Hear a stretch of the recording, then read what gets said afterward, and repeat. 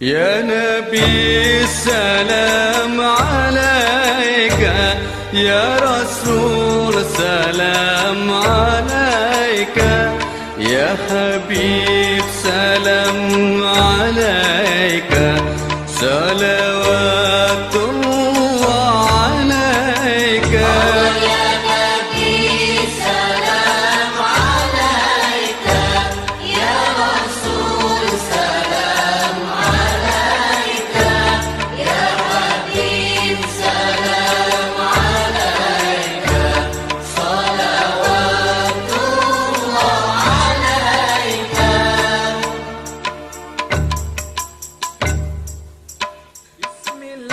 أشرق البدر علينا الله وبركاته.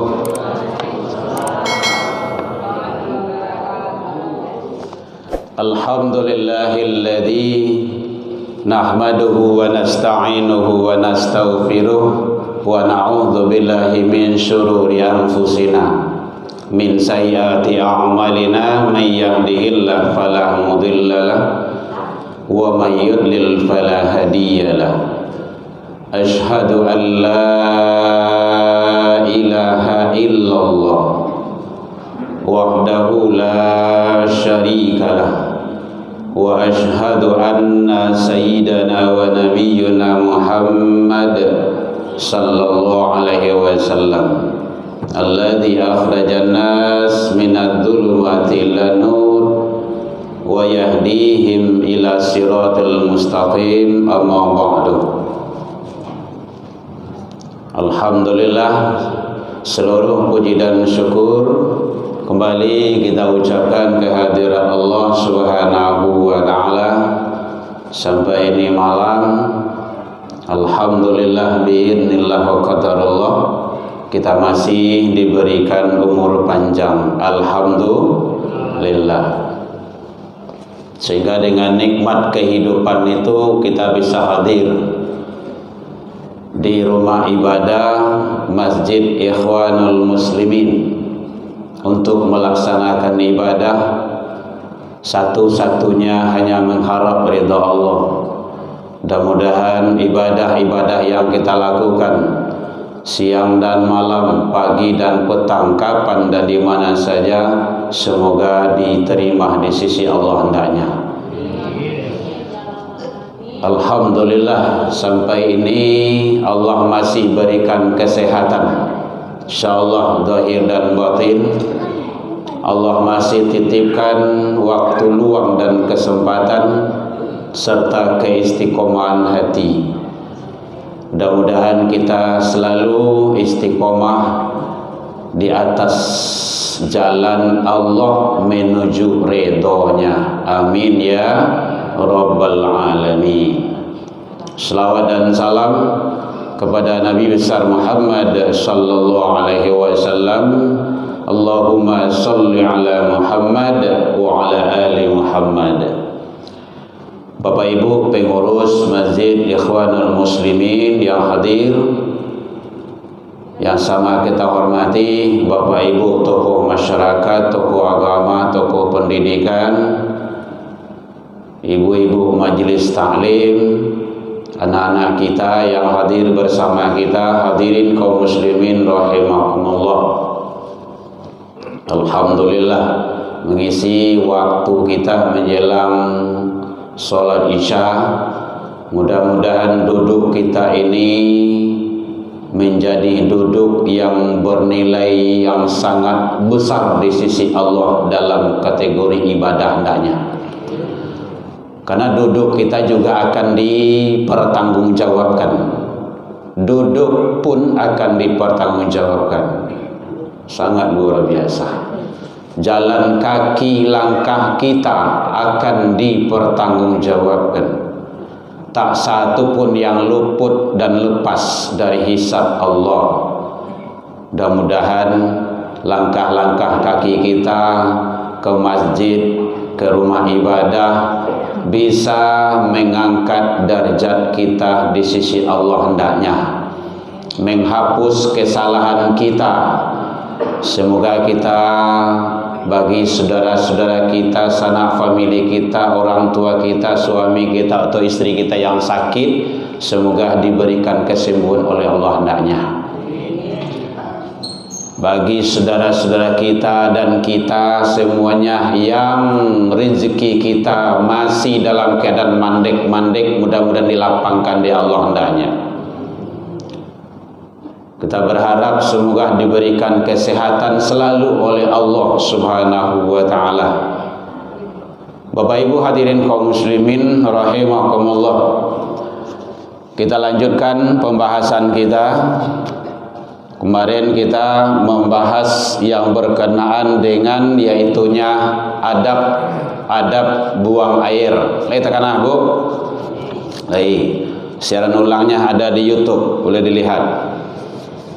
Itu sudah kita kupas. Ada beberapa adab yang perlu kita patuhi di dalam syariat Islam.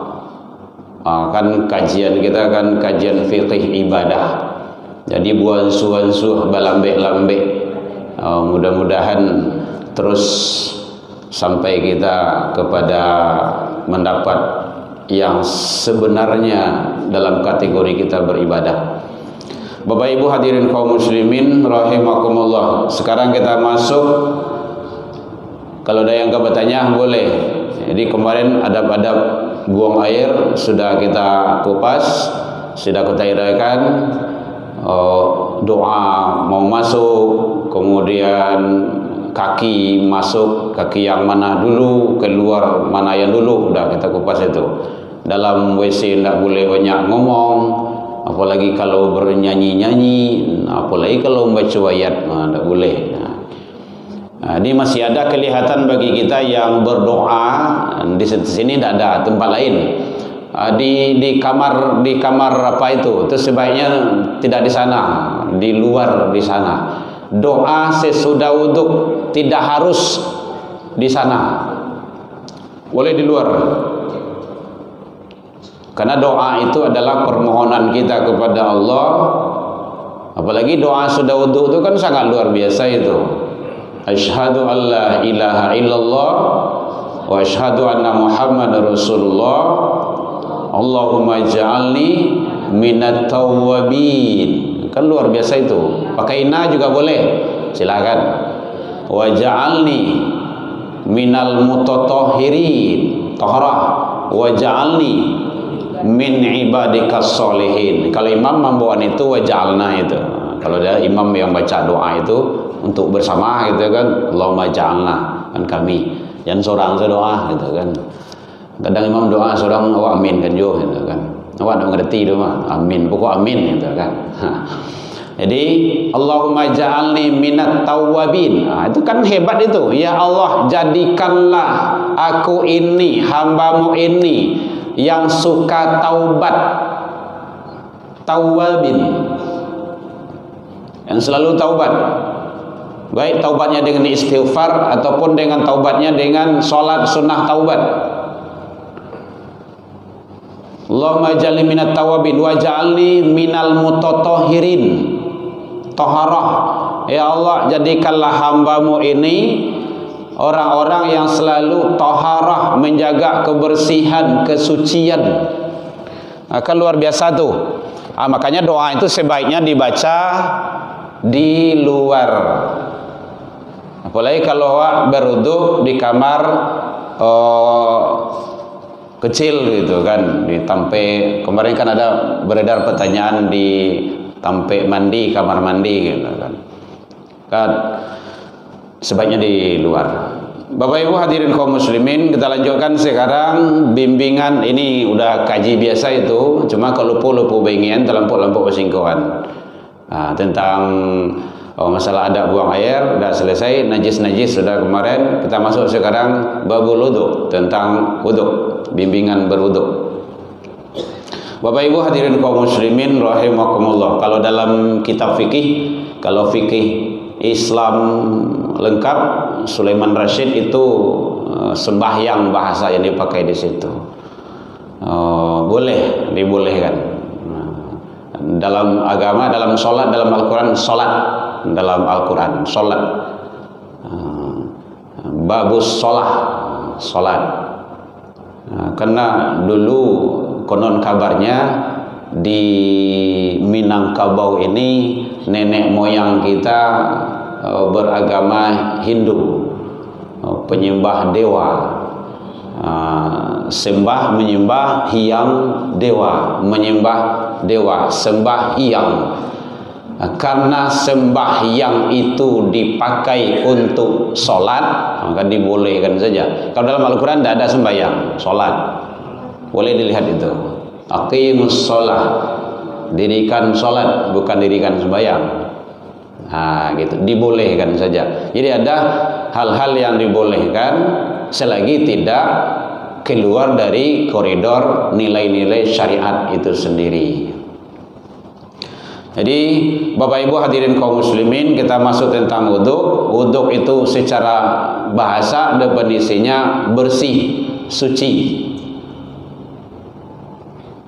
Menurut dalam syara atau dalam ilmu fikih, ada kalau mahasiswa kan istilah bahasa, dalam istilah gitu kan, membersihkan anggota wudhu untuk menghilangkan hadas kecil, bukan hadas besar, hadas kecil. Kalau hadas besar dengan apa? Mandi wajib. Ya, nanti akan masuk kepada sana itu. Landasannya itu Al-Quran, yaitunya surah Al-Maidah ayat yang ke-6. Itu udah tahu kita itu. Bismillahirrahmanirrahim. Ya ayyuhalladzina amanu, hai orang-orang yang beriman, idza kuntum ila shalah, apabila kamu hendak melaksanakan salat, fagsilu wujuhakum. Jadi bahasa di sana adalah basuh. Maka basuhlah wajahmu.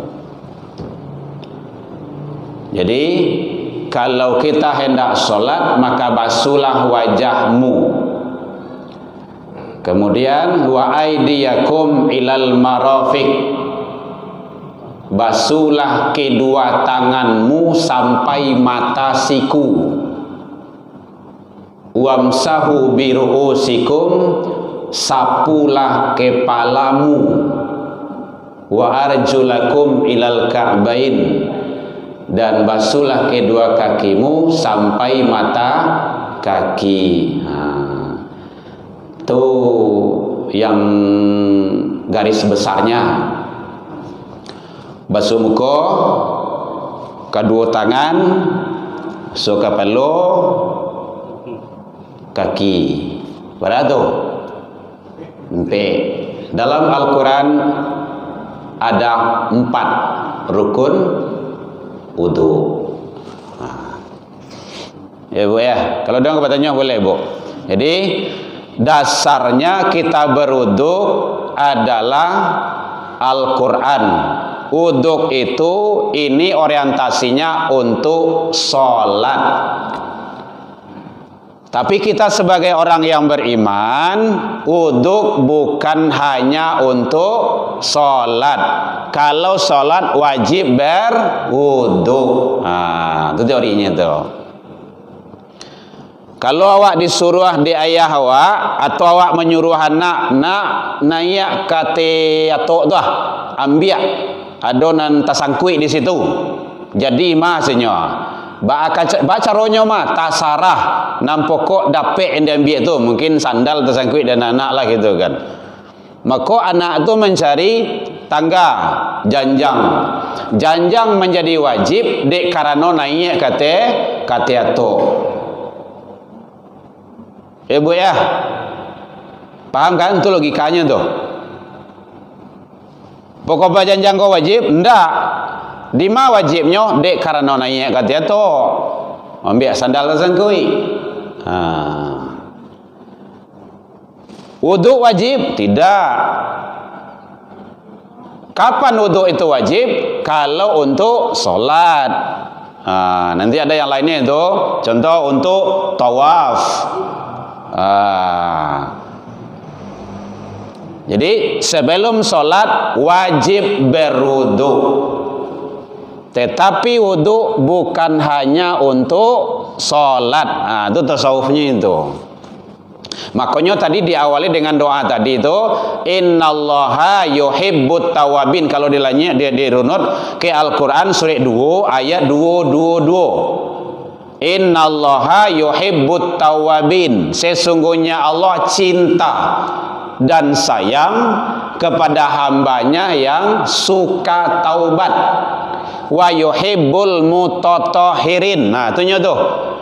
Dan Allah cinta sayang terhadap hambanya yang taharah, yang suci, menjaga wudu.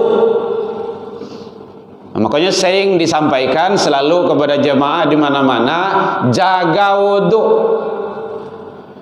Kalau ada jemaah awak atau anak-anak awak, kama awak sedang ngajar, izin pak, izin buya, kama tu, tanya lu, pai ke toilet, SKJ kan, sajak ke Jamban, kan? Bau dua balik ya. Biasanya awak nyuruh kayak gitu tuh. Kalau anak lah tak biasa, biasa tu, tak masalah dah. Tapi kalau anak nak tak biasa dah, awak kan dah sembahyang dah pak, senyum. Karena sampai situ penganahnya baru. Disitulah awak muagihnya ilmu. Di rumah awak kayak gitu juga. Awak siap dari toilet ya, dari WC ya, udah uduk belum? Uduk lagi sana. Usia tuh uduk sana. Karena kali-kalinya air seni, air pipis tuh najis kan. Masa najis dibawa kemana-mana, kan itu bahasanya tuh. Makanya wajar Rasul menyatakan, ada Rasul lewat dekat suatu kuburan, kemudian diambil pelapah korma, dibalah dua pelapah korma itu, sabalah dipancangan di siko, sabalah dipancangan di siko. Kenapa itu ya Rasulullah? Yang kedua tadi itu sedang disiksa. Karena apa ya Rasul? Satu, karena durhaka kepada kedua orang tuanya.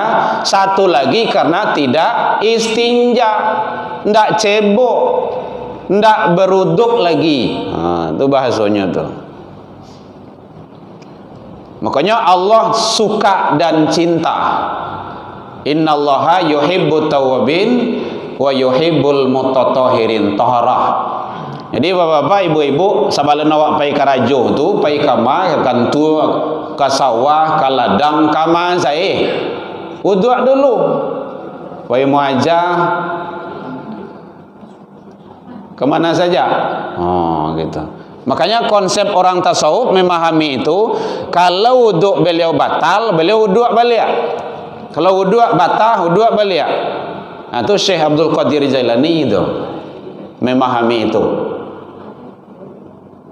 Jadi ibu-ibu dari rumah wudu dulu sebelum ke masjid. Ya namanya malang tak dapat ditulak, mujuh tak dapat diraih kok. Malang tiba dia awak itu kan, meninggal dalam perjalanan. Atau awak pergi karajo, atau pergi ke mahkamah. Kan penting tu. Jadi begitu pentingnya wudu itu. Bapak Ibu hadirin kaum muslimin rahimakumullah. Jadi dasarnya Al-Quran, di dalam Al-Quran surah Al-Ma'idah ayat yang ke-6 itu, sebagai rukun wudu hanya 4. Basuh muka, kedua tangan, kepala, kemudian dua kaki. Nanti para imam lagi itu tiga kali. Itu imam lagi dah. Ada tanya bu, boleh? Mau telingo ibu dari itu mana? Dari siko nampak bu, itu kan. Bapak Ibu hadirin kaum muslimin rahimakumullah. Jadi oleh sebab itu maka perlu bagi kita dalam pelaksanaan ibadah agar kita menjadi hamba-hamba yang selalu taat dalam menjalankan ibadah kepada Allah Subhanahu wa taala. Dasarnya sudah di dalam Al-Quran. Kemudian juga definisi daripada wudhu itu bersih, suci, membersihkan anggota wudhu untuk menghilangkan hadas kecil, orientasi nanti untuk ibadah. Dasarnya Al-Maidah tadi. Syarat sah wudhu, nanti banyak rincian-rinciannya itu dalam ilmu fikih kok. Satu, Islam. Kalau Islam sah, kalau tidak Islam tidak. Nah, itu kuncinya itu. Kalau ingin sah wudhu Islam, nah, jadi seluruh umat Islam kalau dia berwudhu sudah sah, udah masuk dalam kategori syarat. Ohnya jarang sholatnya Pak, tidak ada. Tetapi kalau dia berwudhu sudah sah wudhunya, karena dia sudah Islam. Mumayyiz. Mumayyiz itu ada yang menyatakan telah baligh berakal sehat. Baligh berakal sehat. Kalau anak-anak, itulah gunanya tugas awak. Kalau ada anak-anak itu berwudhu yang acak-acakan, awak nak meluruhihan.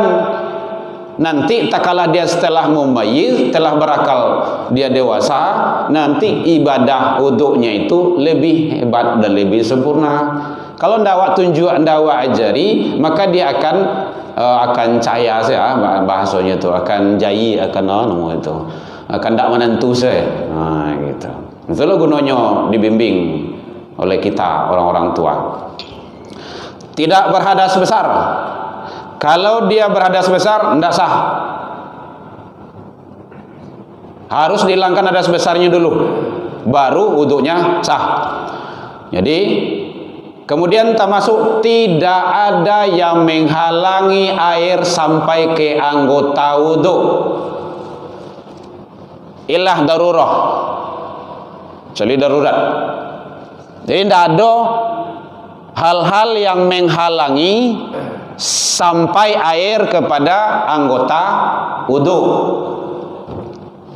Kalau ada siko anggota wudhu awak, ada siko mungkin pakai parban. Parban itu mungkin parban untuk menggaya saja. Ini kan banyaklah macam ini kok untuk menggaya-gaya kan ada tuh. Buka. Kalau ingin wudhu untuk sholat dibawa. Nah, itu caranya. Ya walaupun tidak untuk sholat dibawa, tetap aja wudhu itu tidak sempurna. Buka. Nah, itulah salah satunya, makanya ibu-ibu itu tidak boleh pakai kutek. Apa? Kutek. Nah, kutek. Karena kutek itu menutup kuku. Kuku itu bahagian dari jari jemari. Jari jemari itu bahagian daripada anggota wudhu. Nah, ada pakai kutek, Bu? Potong jadi itu. Potong jari. Jangan potong jari. Buang. Inai boleh. Inai itu menyatu dengan kuku. Kalau kutek enggak. Kutek itu melampap. Melampau, menutui. Enggak boleh. Makanya di Barasian kalau ada mungkin apalah gitu, kalau terutama bapak-bapak ya cat-cat yang siap mencat rumah, pakai apa kan bisa itu, pakai tiner kan bisa tuh, pakai minyak tanah bisa juga itu buangnya, bensin bisa juga tuh. Atau bagi saudara-saudara kita, bapak-bapak kita yang kalau kaladang apa tuh, manaki agatah, karena yang ambu itu kerajaan boto dulu. Tuh kalau di ambu kampung memotong namanya tuh, memotong, bangki sari saya, gitu. Itu sebelum sholat berwudhu itu harus dibersihan dulu, karena dia menutup. Walaupun air sampai ke dalam tapi tidak sempurna. Air getah itu, air karet gitu. Yep. Tato. Masuk langsung. Tato. Lah. Itu saya, Pak. Apa ada tato enggak? Ada. Satu. Orang yang bertato dan minta ditato itu nanti sangat berat siksanya di neraka. Orang yang minta ditato dan orang yang mentato itu sama-sama, kedua-duanya finnar. Satu, dikaji dulu. Tato itu dawatnya itu yang dimasukkan dari unsur-unsur yang halal atau yang terlarang. Contoh kan jenis alkohol atau jenis babi. Nyado tuh. Karena pasien-pasien kita kan memang ada yang batato, Pak. Mohon maaf, Pak. Kita di BNN kan memang ada teman-teman yang banyak bertato tuh, gitu kan. Tapi nyolah sadar ini kan. Ya namanya kan duit itu macam-macam. Macam-macam lah itu kan. Panuah sadolah badannya ditato. Panuah. Mohon maaf, Pak, sampai ke lidah bagai. Nyatato. Laki-laki berdusi. Jadi dek kini nyolah taubat itu kan. Memang bahasanya taubat nasuha. Buya awak modeko badan awak ke buya. Kalau awak solat lah dia terima di Allah lai. Nya kalau ndak kau lari nya kau. Nya ndak boleh di indaan doh. Itu caranya. Memang kayak Al-Qur'an kayak gitu. Allah menyatakan, "Qul ya ibadiyalladzina asrafu ala anfusihim la taqnatu mir rahmatillah."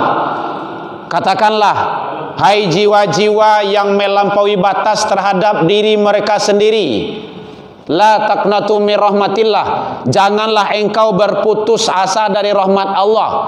Innallah, sesungguhnya Allah yaghfiru dzunuba jami'a, ada jami'ah, akan mengampuni seluruh dosa-dosamu. Zunub itu dosa, jami'ah itu saudara kalau dia taubat. Gitu. Jadi lai diampuni buyah lai. Tapi ada syarat syaratnya. Buang tato tuh. Tu apa takuin lai? Baca rupiah. Kalau mau caranya ndak bayar doh, batu setrika semua kan. Sakit mau bayar. Dulu buat sakit dah. Yo sih. Dulu saya tahan, maka kini dah tahan. Logikanya itu kan. Kamu mau nanti disetrika di akhirat? Enggak. Kini saya setrika semua kan. Enggak taluk doh dunia. Hanya memang ada sebagian, Pak, alat untuk menghilangkan tato itu memang ada di Jakarta ada tuh. Tapi itu mahal, biayanya mahal, dan memang ada yang memang disetrikanya memang gitu kan, berat kerjanya. Jadi untuk yang akan datang tidak usah. Kalau seandainya memang zat jenisnya itu jenis yang terlarang tersebut, itu kan lah dabel dosa itu mantato badoso. Kemudian itu yang dimasukkan adalah jenisnya jenis alkohol lah badosolo itu kan. Tetapi dek karena inyoh ingin taubat, maka sabalun, Pak, halo lah Pak. Sebelum terjadi tato mentato, sebaiknya jangan. Tuh.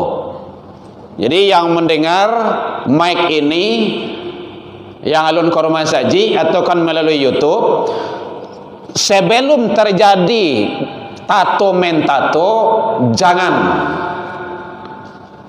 Itu namanya kita mengkufuri nikmat Allah itu. Lah dia sempurna badan awak, tahu-tahu kita merusaknya.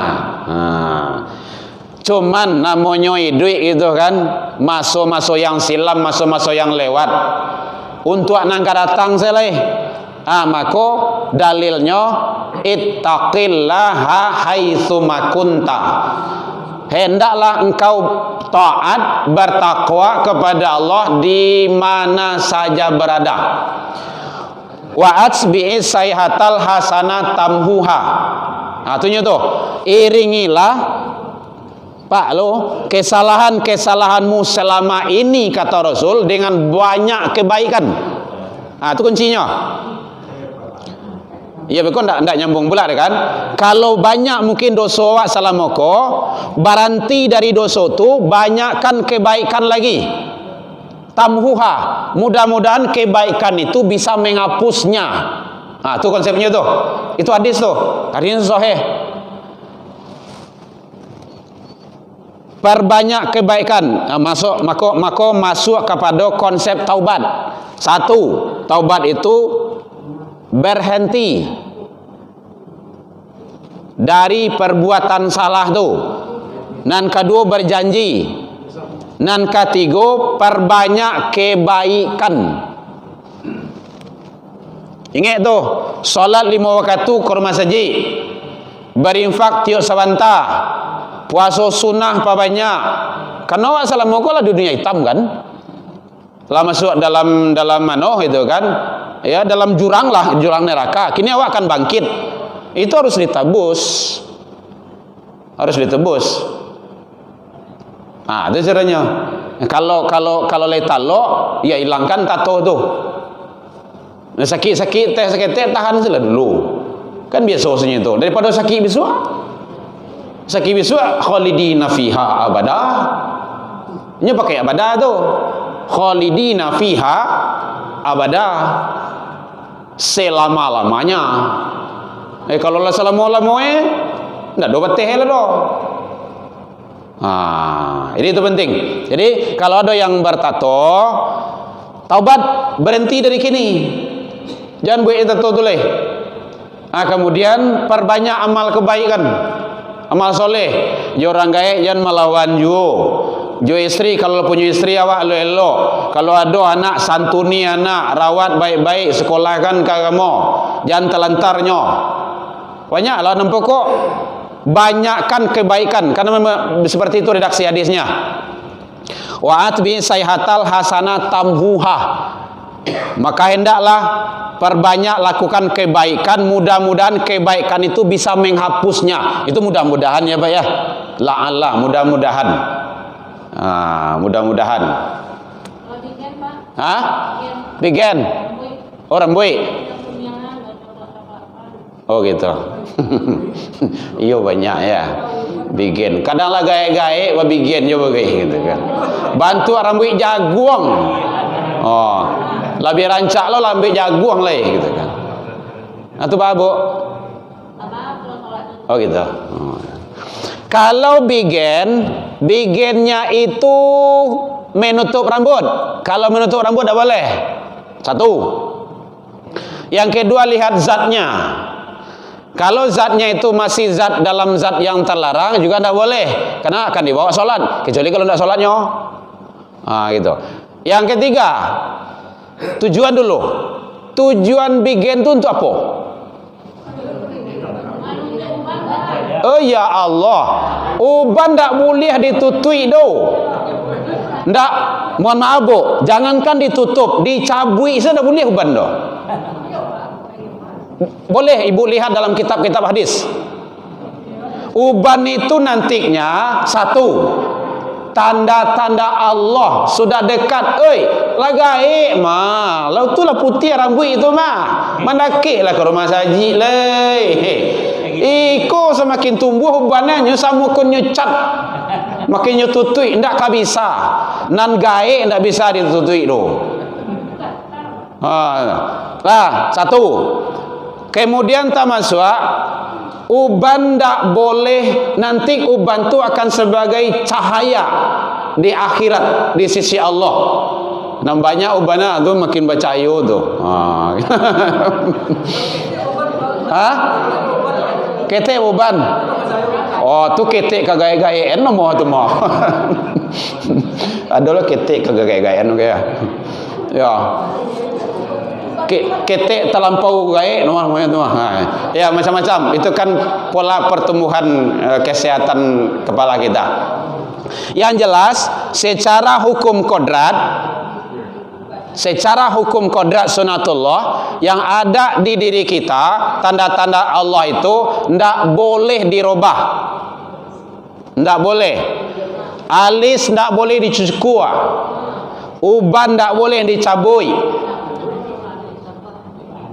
Janggui panjangan kalau leado. Kalau ndak do bah, lo lah sabar selalu. Kau gantungan apa isi kau itu mungkin lo gitu kan. Ya. Karena memang sunnahnya seperti itu. Pendekkan kumismu atau potong kumismu, panjangkan rawat jenggotmu. Kan gitu.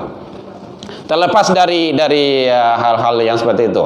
Dan itu memang sunnah seperti itu. Bagi yang berjanggui, tidak ada janggui, walau cara Nyo sumui saja donyo yang gue ada baca doang. Kalau ada rawat elok-elok. Boleh Bapak lihat dalam kitab hadis fadilah dan keutamaan jenggot gitu kan. Jadi uban tersebut kalau seandainya menutup tidak boleh, kemudian dicabui tidak boleh, kemudian termasuk tujuan untuk apa? Kalau hanya untuk merubah ciptaan Allah, awak ingin mudo saya, padahal gae ingin mudo jo, tu tidak sadar diri nombor itu doh. Lah, Bapak, gae terlampau, mudo tangguang, tidak boleh. Tua. Jadi oban tidak boleh diapakan, biarin saja. Nyo kata-kata Pak, biarlah kata-kata, nan pokok jangan kata. Nyo kalau 2 kali sabit no masalah do. Sekali sabit baru masalah. Oh gaya kata maksudnya, baru masalah do. Tapi kalau gaya kata-kata kan apa do? Nyo kata-kata biasa. Nah, ya itu perubahan do, perubahan biasa. Ya Bu ya. Jadi tidak boleh. Tidak boleh, itu tuh memang apanya sudah seperti itu. Termasuk mencukur kokot, terutama kepada ibu-ibu yang pengantin. Itu kan rapiannya. Kalau botak itu kan, alis matonya. Tidak boleh, tidak boleh. Dalam kalau dibawa kepada hukumnya haram. Salah kita, tidak boleh. Jadi termasuk bikin tadi itu. Sebaiknya itu kita syukuri saja apa yang ada yang datang dari Allah. Rambut kita sudah mulai, berarti itu kita sudah ada tanda-tanda kekuasaan Allah kepada kita. Waspada kepada hamba-hamba yang berumur di atas 40.